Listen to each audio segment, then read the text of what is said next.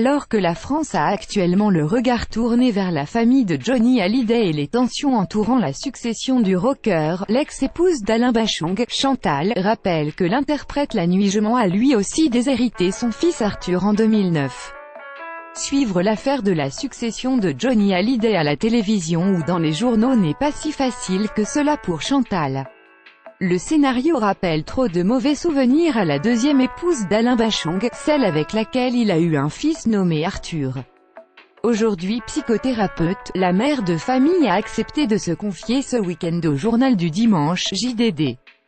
Dans les pages de l'hebdomadaire, elle explique que si le grand public se souvient des obsèques du chanteur, organisées le 20 mars 2009 en l'église Saint-Germain-des-Prés, à Paris, elle se souvient avant tout de ce qui s'est déroulé le jour suivant cette triste journée. Le lendemain de l'enterrement de son père, témoigne-t-elle, Arthur a eu le choc de recevoir le testament. Alain avait laissé à sa veuve tous ses droits d'auteur, bénéfices artistiques, biens, meubles et effets personnels.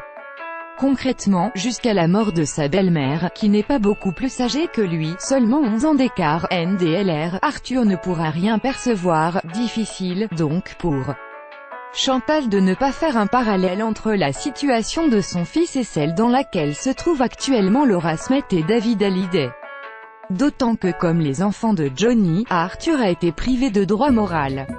Il n'a aucun droit de regard sur l'utilisation de l'image de son père, confirme-t-elle.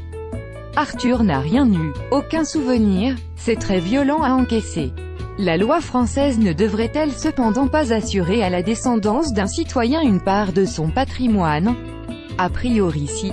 L'ex-épouse d'Alain Bachung assure pourtant que, comme Laura et David Hallyday, Arthur n'a rien hérité de son père pour l'instant.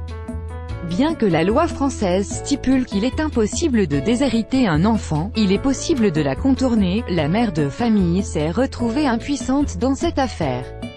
Cette interview était pour elle une façon de témoigner son soutien à David Hallyday et Laura Smest, qu'ils sachent qu'ils ne sont pas les seuls dans cette galère, conclut-elle. Quant au premier intéressé, Arthur, il glisse ces quelques mots au JDD, « Je mets cela derrière moi, avec une certaine rancœur. Mais je ne suis pas prêt à en parler. » Crédit photo, Orban Thierry, Abac.